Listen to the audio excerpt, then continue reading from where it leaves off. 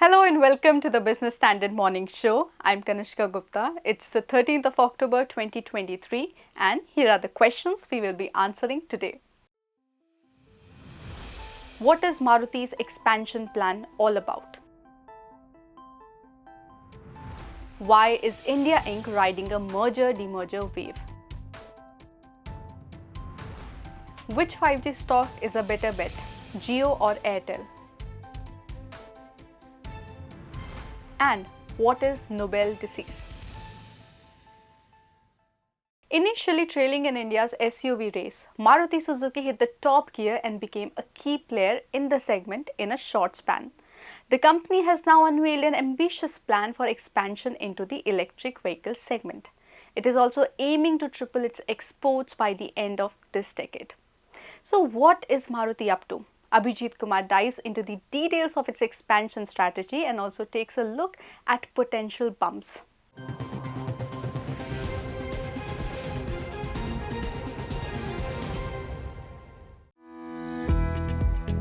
Maruti Suzuki is set to take a giant leap into the electric vehicle market. Its aim? To become a major player in India's SUV and electric vehicle market. The company has recently announced its plans to spend nearly 1.25 trillion rupees to bolster its capital expenditure between FY24 and FY31. The figure is significantly higher than the company's capex expenditure of 27,538 crore rupees in the last 8 years between FY16 and FY23. Through the investment, the company plans to develop over 10 new models, including 6 electric vehicles. With a focus on developing its SUV segment, the company is hoping to regain its lost market share in the segment, which had peaked at 51% in 2019, but has seen a decline over the years due to fall in the small car sales in recent years. In August, Maruti Suzuki India Limited's or MSIL's chairman R.C. Bhargava had announced that the company is eyeing a good 45,000 crore rupees expenditure to double its production capacity to 40 lakh units annually in the next 8 years. The automaker has also set targets to expand sales channels, building service and spare parts infrastructure, R&D strategies for new vehicles, and most importantly, export capabilities. It is set to allocate nearly 80,000 crore rupees for the endeavor. This massive expansion plan comes on the back of Maruti's acquisition of Suzuki Motor Gujarat's stake from parent Japan-based Suzuki Motor Corporation in July this year. So, what is Maruti up to? Maruti, as I see it, epitomizes what I would like to call the second mover advantage, or in certain cases, even the third mover advantages. There was a time at the beginning of this century when Maruti waited and waited as others, such as Tata Motors, Mahindra and Mahindra, to an extent even Hyundai, were running away with the diesel powered vehicles market, and Maruti did nothing. The same thing is now happening in SUVs. Some time ago, companies like Renault and Ford came in with affordable mid-size SUVs and they created a new market segment. Maruti did nothing. It did launch Brezza and S-Cross, which seemed like Maruti was still holding back. That is the lens you have to apply when you look at Maruti's capex figures. Maruti has now announced a slew of electric vehicles launches in the next few years. Maruti is making that investment to safeguard its fortress. Analysts believe that Maruti has the advantage of an established customer base and a robust service network. This can give it a competitive edge. But how is the company planning to finance its expansion plans? As of August this year, Maruti held a substantial cash reserve of 46,000 crore rupees. It plans to fund its initiatives primarily from its cash reserves and additional cash flows from the new capacities. Maruti Suzuki is also planning to ramp up exports, aiming to strengthen its position in the international markets. In FY23, MSIL's total exports reached 2.6 lakh units, an 8.8% growth year on year. Typically, if you look at any automotive company, when they are ramping up, right, they have two choices: either to ramp up slowly and wait to get economies of scale and wait until they get the market penetration to enable them to scale, or look at new markets, existing markets where they can increase their presence and use get to capacities of scale or to use trims or things like that, which makes their overall production cost competitive. There are potential challenges as well. The transition to electric vehicles, as well as the massive expansion of production and services, may deal a blow to Maruti Suzuki's finances, especially in the evolving automotive sector. The first number challenge is that would your products and your models be accepted by the consumer, right? And second, if you're across the whole space, will all segments grow at the same pace, or do you have to make an adjustment in your model mix? And the third is that there might be a regulatory challenge coming up in terms of the type of fuel or the type of regulations that will come, whether it's the CAFE standards or whether it is the safety standards or whatever it is. Its strategic initiatives in the electric vehicle segment and international export market mark a significant milestone in the Indian automotive industry. Although Maruti Suzuki India Limited has a robust foundation to leverage, the challenges of technology adoption and global competition will test its mettle.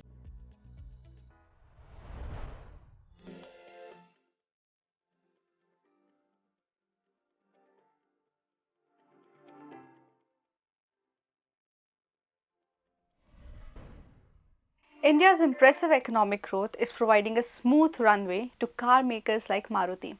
It is, in a way, also triggering the ongoing restructuring in corporate India. It seems we are in the season of merger, demergers, and splits. ITC, Vedanta, HDFC, RIL are some of the giants which have opted for restructuring. But why? We bring you the answer.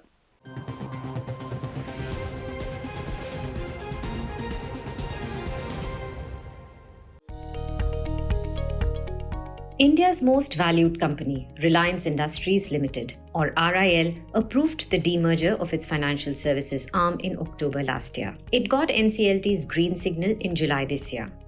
Mining giant Vedanta Limited is looking to split into 6 companies. The restructuring is expected to be completed in 12 to 15 months. ITC is demerging its hotel business through the establishment of a wholly owned subsidiary, ITC Hotels Limited. And it is not just India Inc. giants. Smaller firms too are restructuring. The Competition Commission of India recently approved the proposed combination involving the demerger of the FMCG business of Haldiram Snacks and Haldiram Foods into Haldiram Snacks Food. Corporate India, it seems, is on a restructuring spree. It picked up pace during the third quarter of this financial year, translating into $32.9 billion worth of such deals. This was the highest quarterly total since the HDFC Bank-HDFC merger announced in second quarter of FY 2022. RIL's $18.4 billion split of its financial services arm, Jio Financial Services, is the largest deal involving an Indian company this year. The merger of IDFC Limited and IDFC First Bank and the demerger of Jio Financial Services accounted for more than 60% of the September quarter deal value of $32.9 billion. Of the largest 5 deals this year, 5 were announced post-July. Vedanta Limited became the latest corporate giant to join the restructuring bandwagon.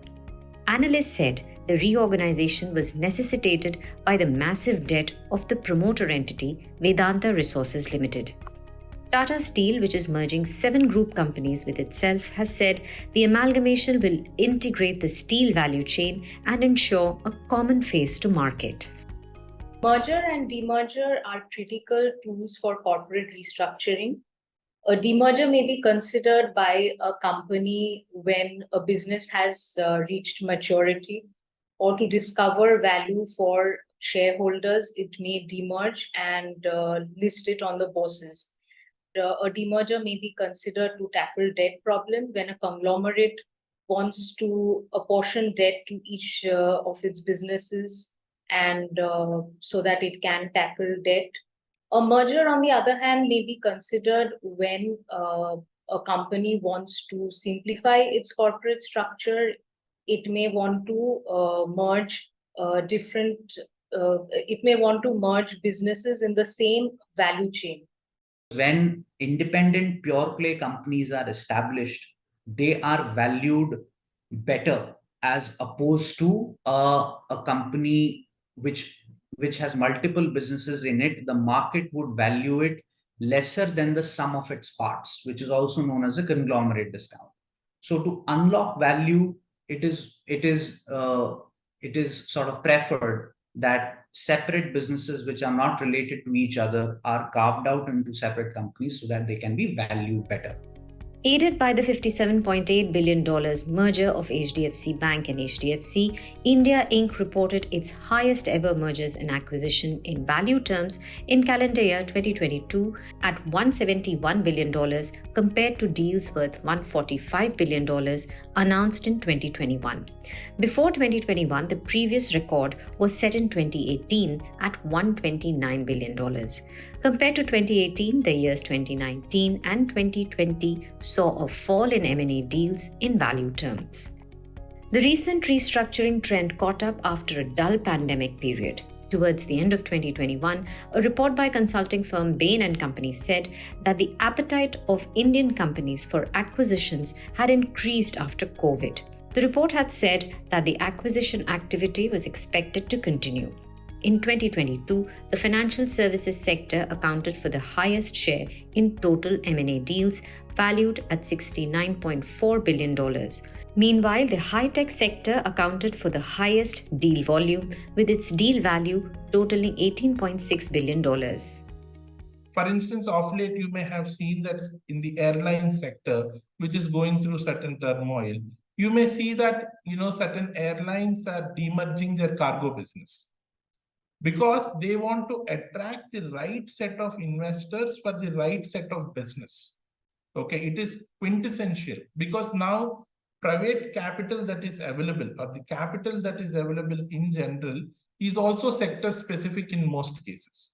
So in order to attract right capital for that particular sector, businesses are restructuring such that the shareholder finds better value, better valuation, and they have very focused management for developing that particular company or that particular vertical within the conglomerate. So that is why they keep doing.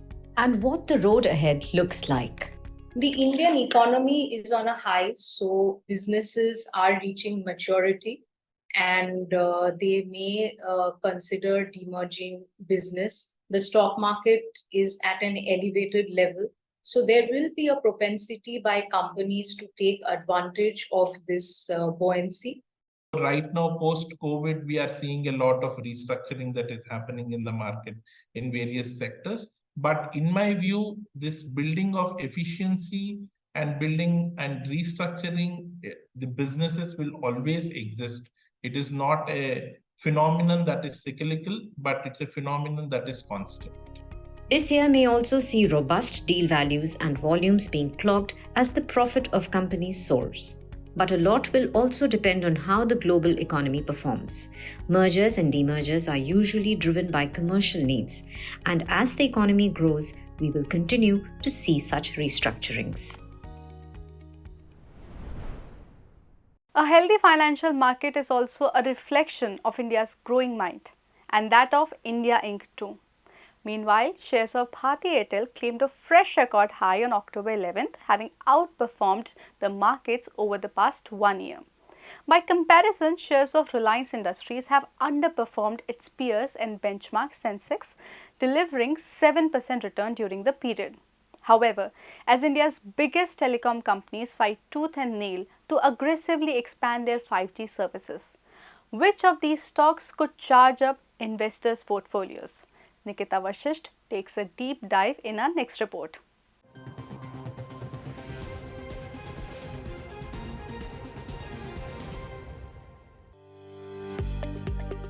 Thanks to 5G services, Reliance Jio and Bharti Airtel may corner 80 to 85% of revenue market share in 2024, believes Fitch Ratings. In an October 10 report, the agency said that the regulatory environment and risk factors have improved for the sector. While the future growth of wireless revenue will slow down, leading telcos will seek opportunities in non-telecom sectors. Following the report, shares of Bharti Airtel hit fresh record high of 961 rupees per share at the bourses on October 11. Over the past 1 year, shares of the Sunil Mittal-led company have jumped 23%, while those of Reliance Industries have increased 7%. By comparison, the S&P BSE Sensex index has surged 15% and the BSE Telecom index has advanced 22%. Analysts expect 5G focus to eventually drive ARPUs, or average revenue per user, higher for both the companies in the future. In fact, if you take a closer look, you'll realize that they are more aggressive than ever in a bid to capture higher market share and eventually build a robust roadmap to much more enhanced ARPUs. Both are taking slightly distinct approaches towards the same objective, while Reliance Jio is focusing on cost leadership and is incrementally focused on improving coverage and enhancing indoor connectivity. At the same time, Bharti Airtel has been focusing a lot on improving its product and service mix and has been focusing on on creating a diverse basket of use cases, right from consumer broadband to enterprise. To it has also been looking at sectors like healthcare and agriculture. According to analysts at GM Financial, Reliance Jio and Bharti Airtel are expected to invest about 75,000 crore rupees in the current financial year to strengthen their networks. Of this, Jio may invest around 42,000 crore rupees and Bharti Airtel around 33,000 crore rupees. That said, amid high capex intensity and no tariff hike, analysts see both the companies indulging in monetization of 5G services to boost margins and ARPUs. Jio and Airtel have touched 50 million 5G customer mark each, with ARPUs at 180.5 rupees and 200 rupees respectively. Against this backdrop, which stock looks better from investment standpoint? While the initial investments might lead to lower cash flows, it's expected to be offset by incremental revenues as more and more users adopt the 5G services. Investors can consider holding on to these stocks for the future. The potential for increased revenues, expanding user bases, and leadership in 5G and 6G services make Airtel and Jio attractive investments. According to Bloomberg data, the average target price for Airtel stands at 968 rupees, leaving 1.4% upside potential from here on. For Reliance Industries, the target is 2,974 rupees, up 19% from current levels. On October 13, Q2 FY24 earnings and wholesale inflation data will be on investors' radar.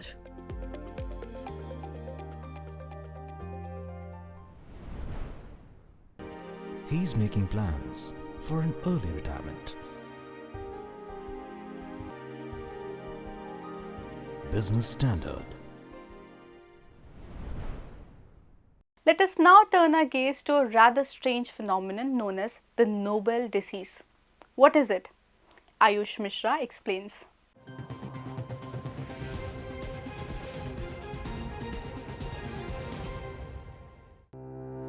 The Nobel Foundation has just unveiled its latest laureates.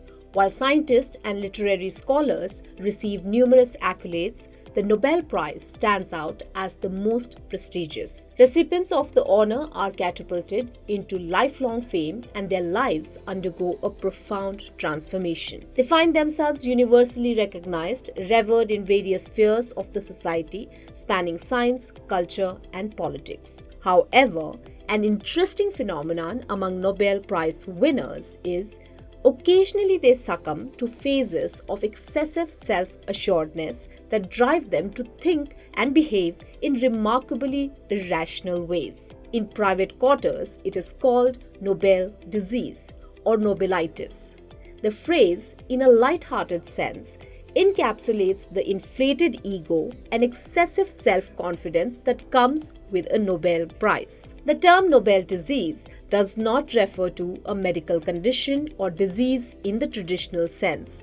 Instead, it is an informal term that is used to describe a trend among Nobel laureates who are sometimes found making eccentric or unconventional statements or engaging in unusual behavior in public. There is no evidence that Nobel Prize winners are more prone to critical thinking errors than other scientists. But this phenomenon suggests that being an authority in one field does not necessarily make one an authority in another.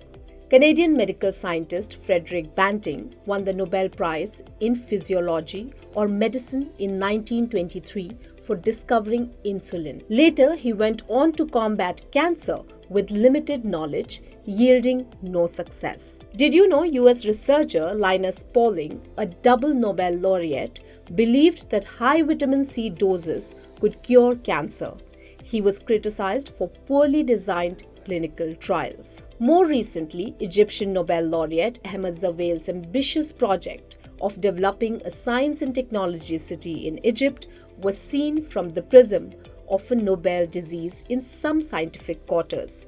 The reason? The project bore similarities to the actions taken by ancient Egyptian rulers and communist leaders of Russia's Leningrad. Nobel laureates are not immune to making unconventional claims or delving into unproven realms. To prevent this, it's crucial to have a realistic assessment of their abilities because prevention of this disease appears more feasible than finding a cure.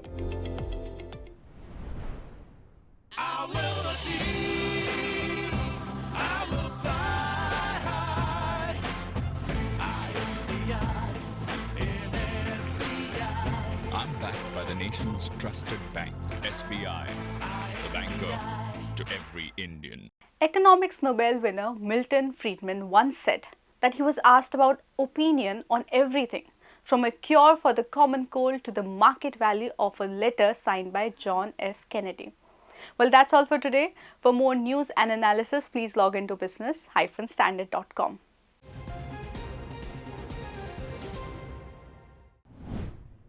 If you like this video, share it and subscribe to Business Standard.